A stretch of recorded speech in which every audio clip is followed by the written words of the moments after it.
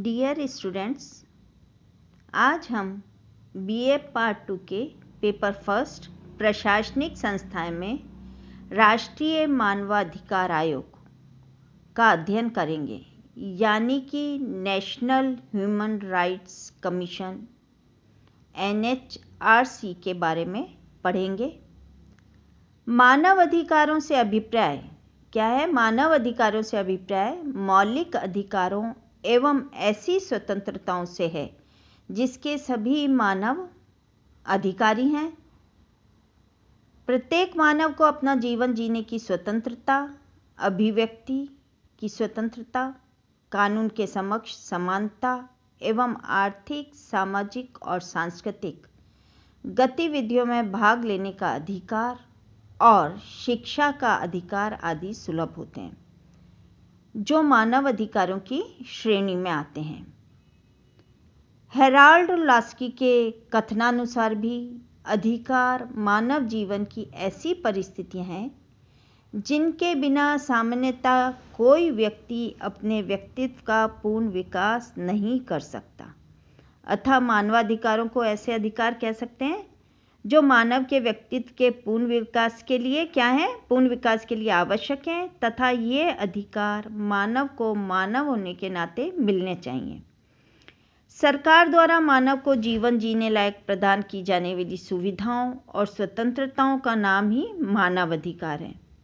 मानवाधिकार ऐसे न्यूनतम अधिकार माने जाते हैं जो प्रत्येक व्यक्ति को आवश्यक रूप से इसलिए प्राप्त होने चाहिए क्योंकि वह मानव परिवार का सदस्य है। संयुक्त राष्ट्र संघ द्वारा मानवाधिकारों की सार्वभौम घोषणा में कहा गया है कि सभी मानव जन्म से स्वतंत्र एवं गरिमा और अधिकारों में बराबर हैं। हर व्यक्ति को जीवन, स्वतंत्रता और सुरक्षा पाने का अधिकार है। प्रत्येक व्यक्ति को कानून के समक्ष व्यक्ति के रूप में मान्यता पाने का हर जगह और हर परिस्थिति में अधिकार है। उन्हें कानून के समक्ष बराबर संरक्षण पाने का अधिकार है। संयुक्त राष्ट्र संघ यह उद्घोष भी करता है कि मानव अधिकार और मौलिक स्वतंत्रताएं हर व्यक्ति को नस्ल, रंग, जाति, भाषा, धर्म, सामाजिक मूल, संपत्ति, जन्म की हैसियत के आधार पर किए गए किसी भेदभाव के बिना मिलने चाहिए। मानवाधिकारों का मुख्य उद्देश्य एक सुखी, समृद्ध, शांतिपूर्ण और विभेद रहित समाज की स्थापना है। मौलिक अधिकार मानवाधिकारों का ही अभिन्न भाग होते हैं जो किसी देश के संविधान द्वारा उसके नागरिकों को प्रदान किए जाते हैं और प्राय न्यायालय द्वारा संरक्षित होते हैं। इसके विपरीत मानवाधिकार ऐसे मूलभूत या न्यूनतम अधिकार हैं जो किसी भी देश में हर किसी को मिलने ही चाहिए। इस तरह मानवाधिकार की अवधारणा अपने में मौलिक अधिकारों को समाविष्ट करने वाली एक व्यापक अवधारणा है। आधुनिक मानवाधिकार कानून तथा मानवाधिकार की अधिकांश व्यवस्थाएं ऐतिहासिक घटनाओं का परिणाम है। The 12 articles of the black forest 525 का जो है को यूरोप में मानवाधिकारों का सर्वोत्तम दस्तावेज माना जाता है। भारत में मानवाधिकार की बात की जाए तो भारत के संविधान के भाग 3 व भाग 4 में मौलिक अधिकारों व नीति निर्देशक तत्वों के रूप में मानवाधिकार के संबंध में प्रावधान किए गए हैं। परंतु यदि किसी एक अनुच्छेद की बात की जाए तो वह भारतीय संविधान की धारा अनुच्छेद 21 है, जिसमें यह प्रस्तुत किया गया है कि सभी नागरिकों को प्राण एवं दैहिक स्वतंत्रता का मौलिक अधिकार प्राप्त होगा।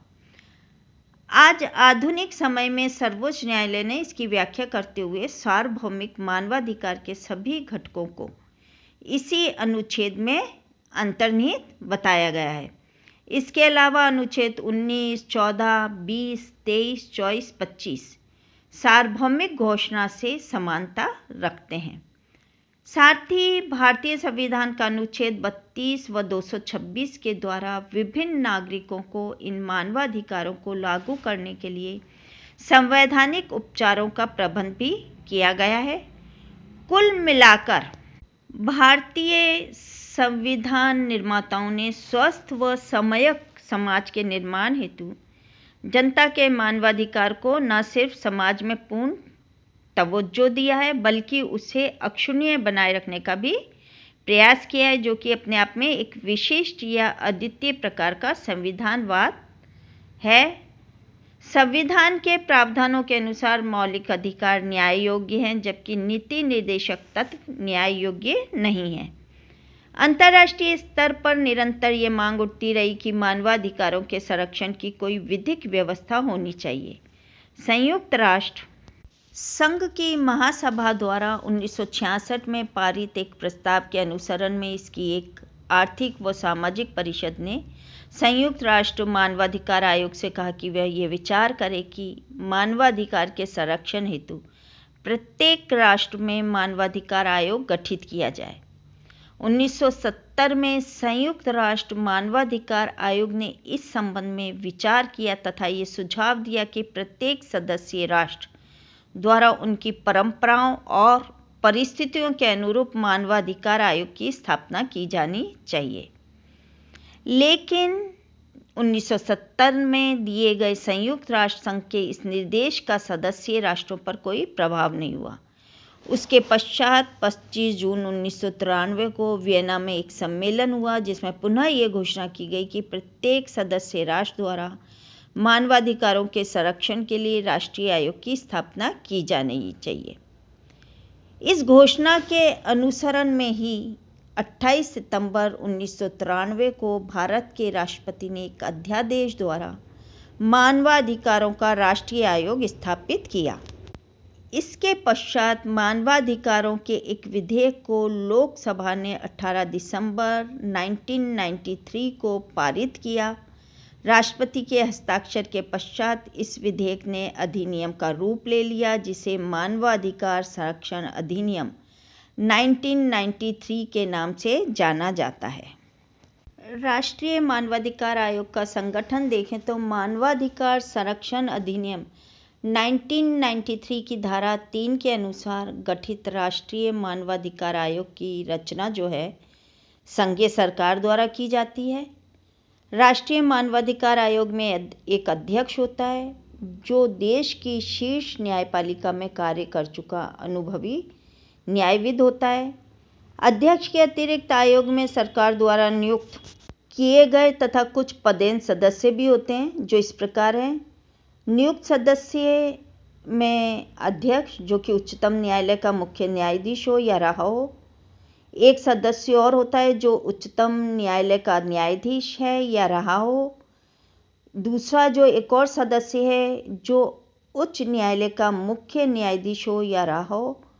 और 2 सदस्य जो कि मानवाधिकार मामलों के विशेषज्ञ हों। इस प्रकार से नियुक्त सदस्य में अध्यक्ष और 4 सदस्य होते हैं।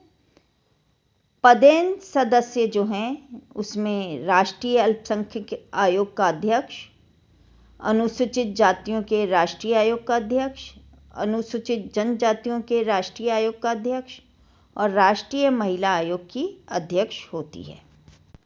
अध्यक्षों और सदस्यों की जो नियुक्ति है राष्ट्रपति द्वारा प्रधानमंत्री की अध्यक्षता में एक समिति की सिफारिश के आधार पर की जाती है। इस समिति में गृह मंत्री, लोकसभा के विपक्ष के नेता, राज्यसभा के विपक्ष के नेता व राज्यसभा के उपसभापति एवं लोकसभा के अध्यक्ष शामिल होते हैं। अध्यक्ष एवं सदस्यों की नियुक्ति 5 वर्ष के लिए की जाती है, किंतु वे 70 वर्ष की आयु से अधिक अपने पद पर नहीं रह सकते हैं। सदस्यों को दूसरा कार्यकाल भी दिया जा सकता है। अधिनियम के अनुसार अध्यक्ष व सदस्यों को उच्चतम न्यायालय के जांच प्रतिवेदन के आधार पर ही राष्ट्रपति कार्यकाल जो होता है उससे पूर्व हटा सकता है। राष्ट्रीय मानवाधिकार आयोग को प्रशासनिक और सचिवीय सहायता देने के लिए अधिनियम में कार्यालय की स्थापना का भी प्रावधान किया गया है। अधिनियम के अनुसार कार्यालय का मुख्य एक महासचिव एवं मुख्य कार्यकारी अधिकारी होता है, जो कि भारत सरकार के सचिव स्तर का अधिकारी होता है। उसकी सहायता के लिए पुलिस अधिकारी महानिदेशक के रूप में नियुक्त किया जाता है, जो महानिदेशक स्तर का होता है। यह अधिकारी अन्य पुलिस कर्मियों की सहायता से जांच संबंधी कार्यों को निष्पादित करता है और इसके अतिरिक्त एक पद रजिस्ट्रार विधि का भी है। अधिनियम में यह भी प्रावधान किया गया है कि आयोग के सुदक्ष कार्यकरण के हित में उसके कार्यालय में केंद्रीय सरकार द्वारा अन्य प्रशासनिक स्टाफ, तकनीकी स्टाफ और वैज्ञानिक स्टाफ भी नियुक्त किए जा सकते हैं। आयोग के कार्यालय का मुख्यालय जो है दिल्ली में स्थित है। राष्ट्रीय मानवाधिकार आयोग की मुख्य विशेषताएं देखें तो वो इस प्रकार हैं। ये संसद द्वारा पारित अधिनियम से गठित एक स्वायत्तशासी संस्था है। सेकंड जो इसकी विशेषता है कि मानवाधिकारों की रक्षा के बारे में देश के संविधान व कानूनों के दायरे में रहकर यह आयोग स्वतंत्र राय प्रस्तुत करता है। आयोग को सिविल प्रक्रिया संहिता 1908 के अधीन सिविल न्यायालय की शक्तियां प्राप्त हैं, जिसके अनुसार वह गवाहों को बुलाने, तथ्यों सहित अभिलेखों को तलब करने के लिए भी अधिकृत है। इसे किसी भी प्रभावित को राहत प्रदान करने की शक्तियां प्राप्त हैं। साथ ही इसे नुकसान की भरपाई और मुआवजा दिलाने की शक्तियां प्राप्त हैं। अपने व्यापक क्षेत्राधिकार के अंतर्गत आयोग को प्रति वर्ष 70,000 से अधिक परिवाद प्राप्त होते हैं, जो इसके कार्यकरण की इम्पोर्टेंस को दर्शाते हैं, इसकी महत्ता का प्रतीक हैं। अपने आदेशों व सिफारिशों को लागू कराने के लिए इसके पास अपना विशिष्ट तंत्र है। अब हम आयोग की शक्तियों और कार्यों को देखें तो मानवाधिकार संरक्षण अधिनियम 1993 में राष्ट्रीय मानवाधिकार आयोग के कार्यों और शक्तियों के संबंध में विस्तृत प्रावधान किए गए हैं। आयोग की स्थापना का मूल उद्देश्य क्या हुआ? इसके परिप्रेक्ष्य में आयोग की स्थापना का मूल उद्देश्य मानवाधिकारों का संरक्षण करना है और वह इसी दिशा में कार्य कर रहा है। इन कार्यों को निष्पादित करने के लिए अधिनियम में आयोग को शक्तियां भी प्रदान की गई हैं। वो इस प्रकार हैं। शिकायतों की सुनवाई से संबंधित आयोग किसी पीड़ित या अन्य व्यक्तियों द्वारा प्रस्तुत की गई शिकायतों की प्राप्ति पर तथा स्वयं अपनी ही पहल पर जांच की कार्रवाई करता है। ऐसी शिकायतें मुख्यतः मानवाधिकारों के उल्लंघन और ऐसी स्थितियों में कर्मचारियों की निष्क्रियता, मानवाधिकार संबंधी प्रावधानों की अनुपालना के प्रति शिथिलता, पुलिस या कारागार में मानवाधिकारों के हनन, ऐसे मामलों के अनुसंधान में लापरवाही इत्यादि से संबंधित होती है। सर्वप्रथम आयोग द्वारा शिकायतों की जांच की जाती है कि वह शिकायत वास्तव में मानवाधिकार हनन से संबंधित है या नहीं। यदि शिकायत सही पाई जाती है तो वह उसे स्वीकृत करता है, अन्यथा अस्वीकृत करके शिकायतकर्ता को अपनी टिप्पणी सहित वापस भेज देता है। सेकंड जो आयोग का कार्य है, जांच संबंधी कार्य। आयोग को यह अधिकार है कि उसको प्राप्त होने वाली समस्त शिकायतों की जांच करे। अधिनियम के प्रावधानों के अनुसार आयोग को जांच कार्य के लिए सिविल न्यायालय के समस्त अधिकार प्राप्त हैं, अर्थात आयोग जांच कार्य की प्रक्रिया में संबंधित पक्षों को बुलाकर उनके बयान ले सकता है, किसी भी न्यायालय या कार्यालय से किसी भी प्रकार के दस्तावेज मंगा सकता है। अधिनियम में यह प्रावधान भी किया गया है कि जांच कार्य के लिए आयोग किसी भी सरकार या केंद्र राज्य सरकार के अधिकारी की सहायता ले सकता है। इसके अतिरिक्त आयोग यदि आवश्यक समझे तो किसी राजकीय जांच संस्था की भी सहायता ले सकता है। जांच प्रतिवेदन तैयार करना। शिकायतों की जांच करने के पश्चात आयोग द्वारा जांच प्रतिवेदन तैयार किया जाता है। प्रतिवेदन में अपनी सिफारिशों को लिखकर संबंधित सरकार को भेज देता है। आयोग द्वारा भेजे गए प्रतिवेदन पर संबंधित सरकार को 1 माह में या आयोग द्वारा निर्धारित अवधि में कार्यवाही करनी होती है। ये भी देखने योग्य बात है कि सरकार आयोग की सिफारिशों को मानने के लिए बाध्य नहीं है। आयोग द्वारा कार्यवाही की एक प्रति शिकायतकर्ता को भी दी जाती है। निरीक्षण संबंधी कार्य। आयोग को यह अधिकार है कि वह विभिन्न जो क्षेत्र हैं उनका निरीक्षण कर सकता है। वो इस प्रकार है: जेलों की स्थिति एवं कैदियों को दी जाने वाली सुविधाएं, परिवादी व्यक्ति को दी जाने वाली सुरक्षा व्यवस्था, साथ ही मानवाधिकार संबंधी कानूनों के क्रियान्वयन की स्थिति। आयोग के अन्य कई विविध कार्य भी हैं, जिनमें से कुछ प्रमुख कार्य इस प्रकार हैं। मानवाधिकार साक्षरता का प्रसार करना, मानवाधिकार के क्षेत्र में शोध को प्रोत्साहन, मानवाधिकार क्षेत्र में कार्य करने वाले गैर सरकारी संगठनों एवं संस्थाओं को समुचित सहायता में प्रोत्साहन, आयोग का वार्षिक प्रतिवेदन बनाना व उसे केंद्र सरकार को प्रस्तुत करना, तथा अन्य ऐसे कार्य जिन्हें वे मानवाधिकार के संरक्षण के लिए आवश्यक समझें।